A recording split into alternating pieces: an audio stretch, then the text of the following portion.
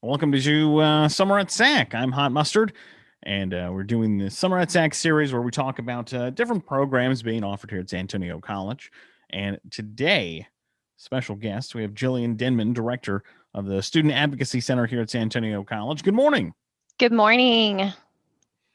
So we did speak last year on last year's Summer at SAC series, and you were just hired in the right at the beginning of the pandemic. How has it been this past year? Wow, great question. So you're right. I did start in May of last year and completely remote, which was an interesting way to start a new position. But San Antonio College is amazing. And so I was very supported with my team and with my leadership, all the way up to Dr. Vella. So I felt very welcome and very supported, but it was a challenge, especially with my role on campus being very hands-on with students, with our team being very hands-on with students.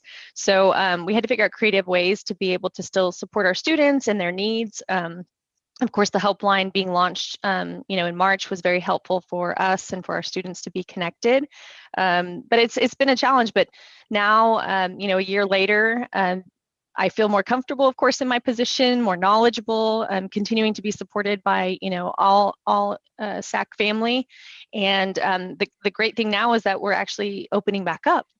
So now I'm getting to actually experience what it's like to, be at the Advocacy Center, be on campus, although it's not completely where it should be yet with, it just being tons of students wandering around and lots of, busyness and lots of activity going on. But we're going to get there. And the Advocacy Center is slowly but surely reopening, and we're just really trying to get the word out to our students that we're here on campus for them again and that our services are available. And so for me, it's just very exciting because I'm finally going to get to see the role that I was hired for over a year ago. So that's pretty exciting. I can imagine. And I remember when the Advocacy Center was just getting started and we were hearing the buzz around campus, and we had food pantries on and off over the years. They would be there for a couple semesters and then they'd go away and then they'd come back. But when I heard there's going to be a location and services offered, I was super excited. So let's talk about the services, because there might be students out there that don't know what we offer. Absolutely. So the main services that we have a lot of services, but the two main services that we want to make sure that students are aware of with us being closed for so long is we call it the store, and that's our food pantry. So in the Advocacy Center, we actually have it looks like a little, HEB. We have little shopping carts, and the shelves are stocked for students right now. For a while, it was very empty because we needed to get that food out to our students. So we emptied out the pantry, and then we're distributing through those monthly pop-up markets. But now we have the food pantry back open, and students can contact us on the helpline to schedule an appointment to be able to come in and utilize that service. You can utilize the service 2 times per month, so you can come in and actually get, a good chunk of groceries to help you and your family. Twice a month. And then we have reinstated what's called the grab and go. So our grab and go service, if students are familiar with that, they could come on campus into the Advocacy Center every single day, Monday through Friday, and of course the Saturdays that we're open, and be able to get a snack and something to drink to just get them through the day. We know that sometimes you don't have time or you don't have the money to be able to go grab something, and when you're trying to be focused on school and your stomach's rumbling, that's not going to be a good way to stay focused on what your instructor is trying to teach you. So they can swing by here, pick something up to get them through, and then of course they can schedule those appointments to utilize the store for bigger food items. The other piece that we do through the food pantry that people may not be aware of, students may not be aware of, is that we do have toiletries. So if they need shampoo, conditioner, deodorant, soap, those kinds of things. We also have baby items, so formula, baby food, diapers, wipes, feminine hygiene products. We have these things on campus. We even stocked up after that fun winter weather that we had, when everyone took all the toilet paper. We stocked up on toilet paper and those kinds of things as well, and water. So those are also items that if students are in need, they can utilize through the food pantry and the grab and go. The other huge service that we have here within the Advocacy Center is our clothes closet. We call it the Magic Closet, and it has clothing for all individuals, for students to come in and be able to find what we call campus wear. So things that they would wear to class here on campus, as well as professional wear. So if they're needing to interview, or they have something coming up that they need to dress a little bit more professional, we have those kinds of items, and also the accessories that go with those. And we do have them for men, women, all different sizes, and also for children. So if our students that have kiddos and maybe need a little extra help with getting some new clothes, we know how fast kids grow, and it's hard sometimes to keep up, especially if we don't have a lot of financial resources. So we do stock kids' clothes as well. And again, students can come on campus by calling the helpline. They can schedule an appointment for the Magic Closet, and then they can shop that twice per month as well for themselves and for their children. And of course, it's seasonal. So right now, the Magic Closet, it looks like a little boutique. So you come in and it's very much a shopping experience, and we have amazing staff that work with our students to help them find the right fit and find what they're looking for within the store, but they can take their time shopping in there and find their needs. Excuse me. So it's just a great resource for students to be able to not have to use their limited funds to be able to find the clothing that they need on campus. And seasonally, right now we have summer, but when it starts getting cold again, if our students need coats for themselves, for their kiddos, we're going to be getting those donations and having that in the clothes closet as well. So those are the main things that we want students to know, because we've been closed down for so long. Like, they can start coming on campus, they can start coming to the Advocacy Center. We do ask that they schedule an appointment just so that we're ready for them. And we are using, of course, all that protective, equipment, the hand sanitizer. We're making sure that everyone's safe. We're cleaning in between visits, and that's why we ask for those appointments, so that everyone's safe. And then we also have started what's called our retail route. So we're partnering with the food bank, and the food bank, of course, is partnering with other organizations in the community. And every Tuesday, so today's Tuesday, it feels like Christmas because we get a delivery of amazing things like cakes and pies and donuts, and it's all donations from HEB, from Walmart, from the food bank, from Randolph Brooks, all these places that have extra food that hasn't been utilized. Wow. Food bank goes around, picks it up, brings it here. And like I said, it feels like Christmas because we're like, ooh, look at the chocolate cake. Ooh, look at this. And students can come in again and pick that up through the grab and go. So not only can they get the snack, but they might be able to grab a pie to take home, or, to share with their classmates. And again, every Tuesday we get that. So it starts to dwindle, and we usually have it all distributed by Thursday, since right now we're closed on Fridays. Wow. Yeah, and I like how you bring up, the chocolate cake and stuff and pies. When donating to the food bank or the pantry, you also have to keep in mind, these are human beings as well. We're not, people are not robots, and it's not ramen all day. I know we're college students, but we can go a little extra. Right. Yeah. And that's the great thing too about the food pantries. We do get, of course, these yummy snacks, but there's a great variety. So it's not just, of course, that, like you said, the college student ramen. We also have, and we will continue to stock, we'll start having produce and meat. And right now we don't, just because the traffic's not there. And that's why we're trying to get the word out, like, hey, come back, so that we can start stocking those things that maybe will expire a little bit more quickly, but our students need. But we do have a lot of variety already in the store for students to go through. So it doesn't have to be pie. There might be something healthier options for them there. And definitely once we get that traffic flowing, we'll be having produce and other options as well. And during the pandemic, the pantry wasn't open, but they were doing pop-up. You were doing the pop-up markets, which was very good, very great. About how many people? I know we just had one earlier this month. About how many people would you say utilized it? Yeah, so we started these right after we went remote, because again, we were like, what are we going to do to be able to get food to our students and to our local community here at SAC? And so we partnered with the food bank to be able to provide what we call pop-up markets, and that's what they are. We schedule them. The food bank comes in with their trucks, they unload the trucks, and with volunteers' help, we set up a drive-through. And so students would sign up, and they can do that prior to the event, or they can actually sign up on site the day of the event. We line up the cars, and then our volunteers literally contactless, put everything into their vehicle as they drive through. They go through all the stations of all the different food items that we have for that pop-up, and then they're on their way. So we've been doing that, like I said, for over a year. We had our last one the second Thursday in June, and it was very successful. We had over 143 households were served, with at least 44 of those being Alamo College students. And we know, of course, when a family comes through, it's not just one person that we're feeding.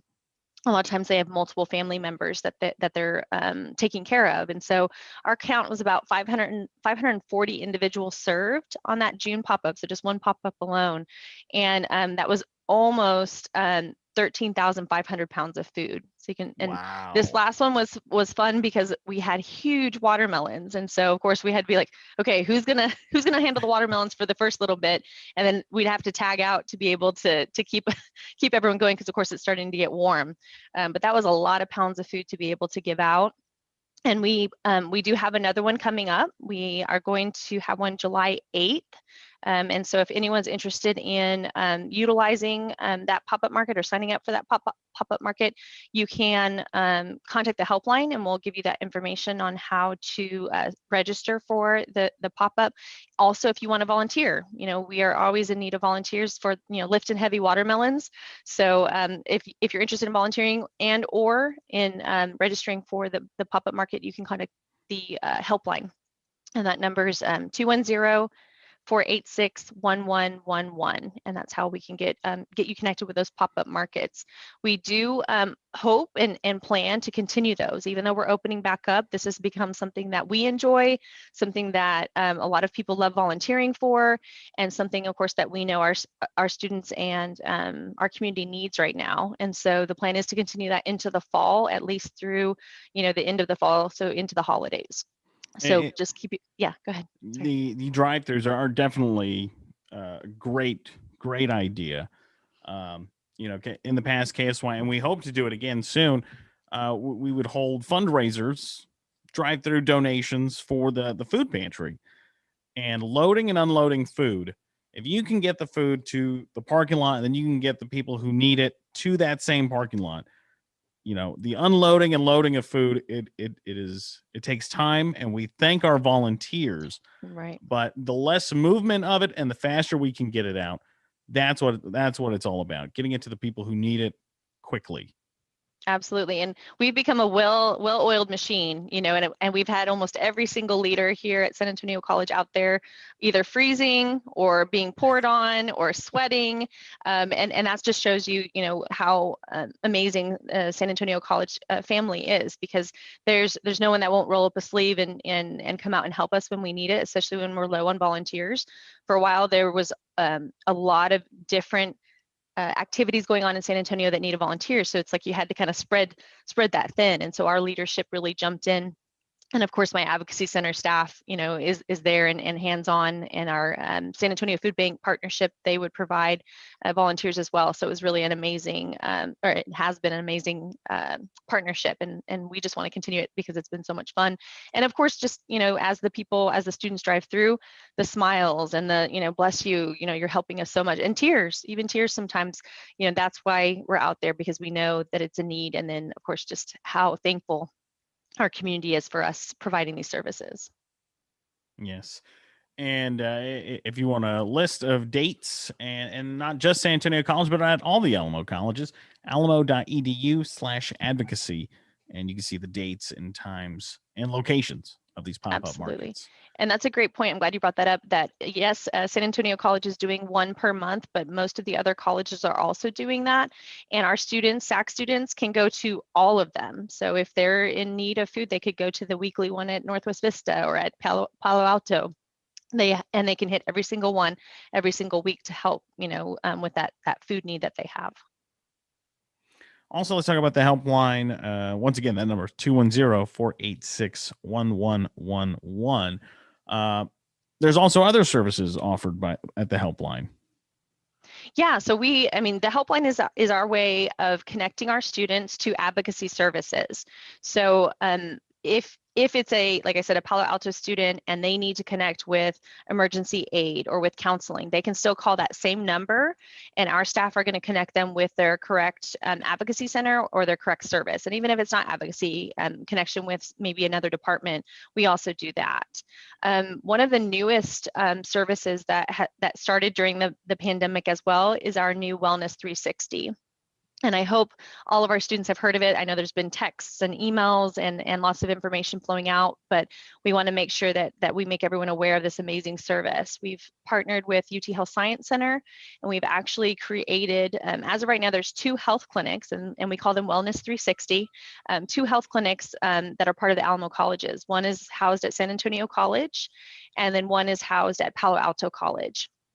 During the pandemic, before we were able to open those clinics, students were able to access those services through telehealth, and telehealth is continuing. So again, you can contact the helpline. There's also a health clinic number, and I don't know that off the top of my head. I know the helpline number the easiest. So again, that 210-486-1111. They can call that number to be able to get more information about the Wellness 360 and get connected with those services.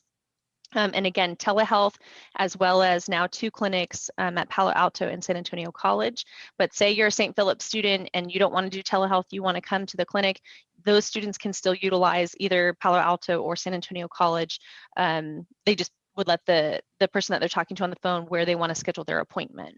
And if you go on the website, and of course, just type in the Wellness 360, it'll give you a list of all the different health services that they're providing. And I know right now they're working on expanding that. So I'm sure that will continue to evolve as we see what our students need. Things like vaccinations aren't available yet, but we know that's a need for our students. So I know that they're working on getting approval and doing all the work to be able to have that be something that we can provide, as well as, you know, other services that come up that our students need. And it's at a very low cost, and they discuss that with the student. And more information, alamo.edu/wellness360 altogether. And the number to make an appointment, once again, 486-1111. That's the easiest way, because once you're in the network, I'll say the phone network, we can easily transfer you to where you need to be. Absolutely. And I believe we're offering operating on the summer hours for the telehealth as well, Monday through Thursday. Yes, they do follow our schedule. I don't think that they go till 7, but they do the Monday through Thursday from 8 to 5. And again, the helpline is the Monday through Thursday from 8 to 7. So even if it's, you know, you work till 5 and you can't call us until after that time, we can get you over to them, you know, to leave a voicemail or to send an email to be able to be connected, even if it's a little bit after their hours. I remember what it was like being a student and asking for help. It can be kind of difficult to ask for help. You know, pride gets involved. You know, this is a hand up, if you will, and no one should feel ashamed about it or, you know, prideful. You know, this is for you. You're a student, and especially after this past year that we've had, it's happened to a lot of people that are in the same boat. Yeah, you know, and our services haven't stopped, and you know, the basic services that we provide, you know, besides of course the store and the magic closet, we've continued to provide individual counseling for our students, group and workshops, you know, counseling workshops on the topics that are pertinent right now. You know, COVID support group, grief and loss. We know a lot of people, you know, have loved ones or friends and family that they've lost during, you know, this time, or just like loss of job, you know, loss of being able to go out and spend time with your friends. There's just a lot of coping going on right now, and the Advocacy Center has tried to be a constant for our students, that they can reach out, and if they do need to be connected with counseling services through us or even in the community, we really try and do that and support our students.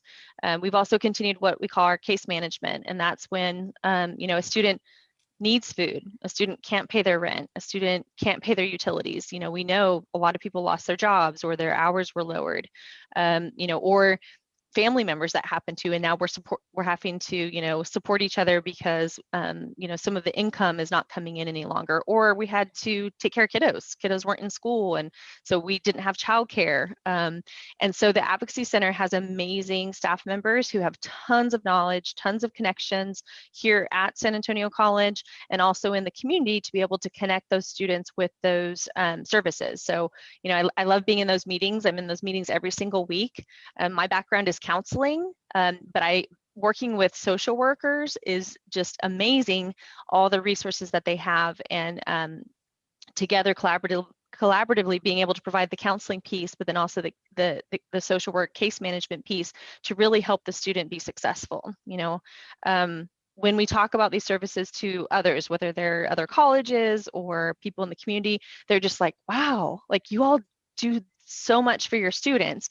And, yes, but the reason why we do that is because we know our students have goals, and, them getting their education is going to lift not only them, but their family. They're going to be a role model to their family. Maybe they're the first generation in college. And it's just going to start this pattern. It's going to change not only their life, but their family's lives, their kiddos' lives.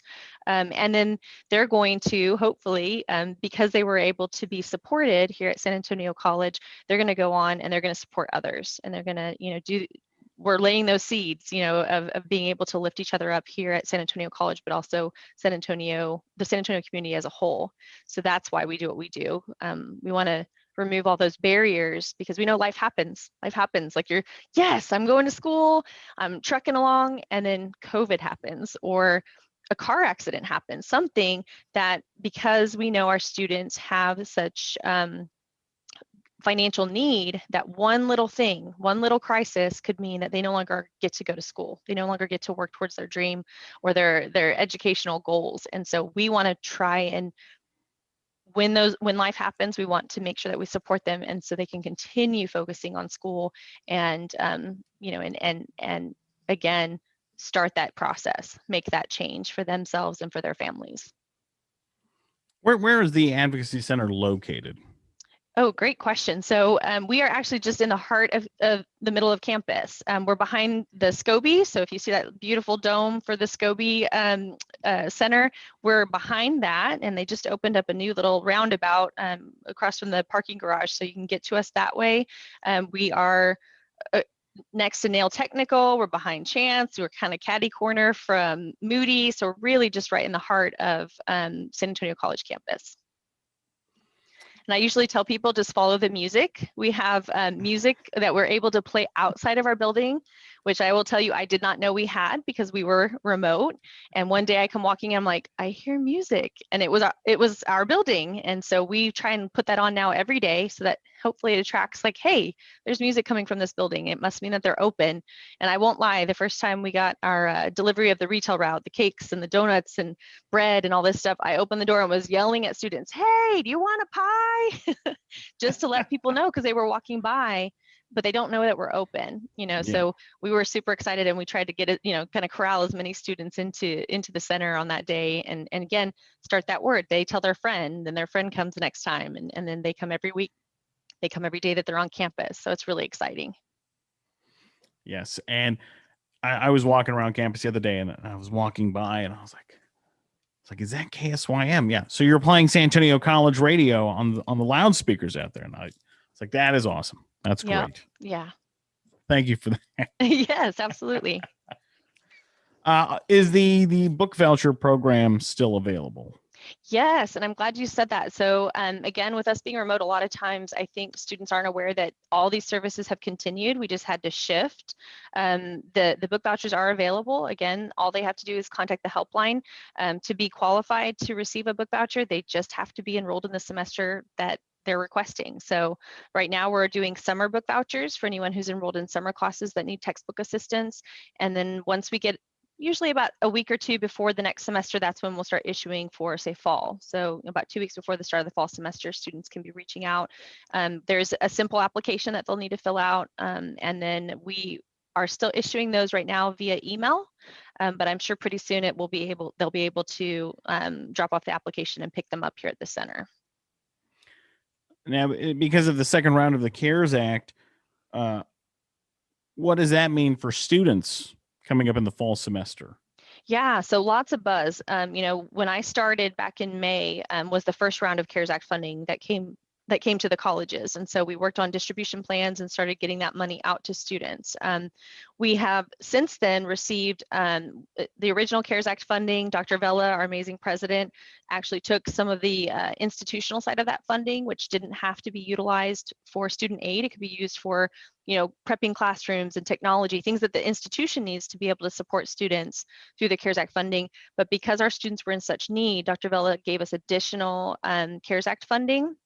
And then he gave us additional CARES Act funding, and then he gave us additional CARES Act funding, which is really exciting because he knows how in need our students are, and he will sacrifice other things to make sure that that money goes straight to the student for them to be able to be successful. So that's been really exciting to work with him and of course have him tell me, hey, I'm giving you an extra $1 million, get it to the students. So the most recent funding that we've received is what's called the Carissa funding. That's what we're awarding right now. So students, pretty much all the barriers that the government set up on these funds are gone. It used to not be for international students, no DACA students, no, all these barriers. They couldn't be in an online program. They could, all these things, they're all gone. So pretty much now students can apply, and it's through their ACEs account, and there's information on the website. And of course they can call the helpline and we'll walk them through that process.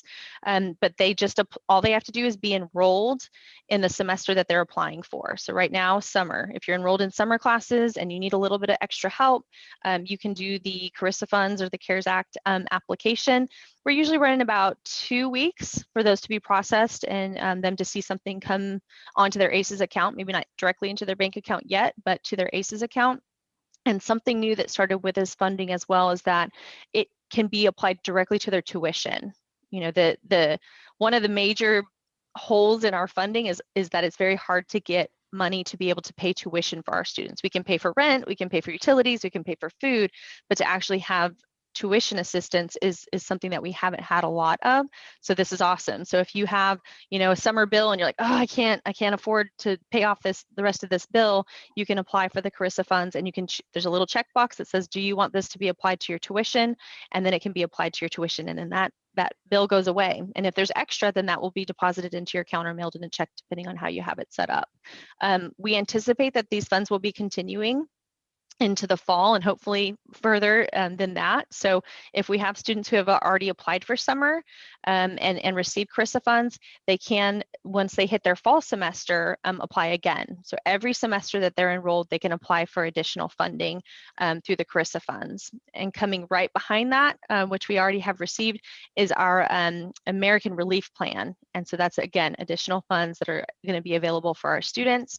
And then SAC, of course, is a historically Hispanic serving institution. And so we get an additional amount of money because of that designation. And so we do have, we hope to be able to continue awarding these funds through summer, fall, and hopefully even further. And these funds are very important. I mean, if you're on a tight budget, a flat tire can just destroy your way of life. Absolutely. You can't go to the store, you can't go to work, you can't go to campus.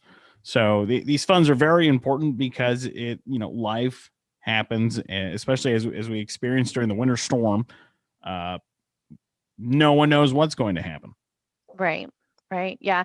And we want our students to know that that's why we're here. So when they have that life happen, we hope that they'll pick up the phone, call the helpline, and we can connect them with those funds, with our textbooks, with our, with our food pantry, with our clothes closet. That's what we want to do. We want to have them be able to hold on to those limited funds that they have, because we have other resources that can assist them when they have some needs. Wow. All right. So once again, more information is available on the web, alamo.edu/SAC/advocacy. The phone number one more time is 210-486-1111. And anything you need from the Advocacy Center, that's the number to call. All right. Well, I think we're getting down to that time. thanks for coming on the show today, Jillian. I appreciate it. Absolutely my pleasure. Anytime you'll let me talk about advocacy and what we're doing over here, I'm going to take that opportunity and just hope that we'll start to see students more and more. It's been exciting to see the campus change as students start to come on. So thank you. Yes, and thank you for what you do. It's what we do here at San Antonio College. We're here for the students, and you're doing a great job over there.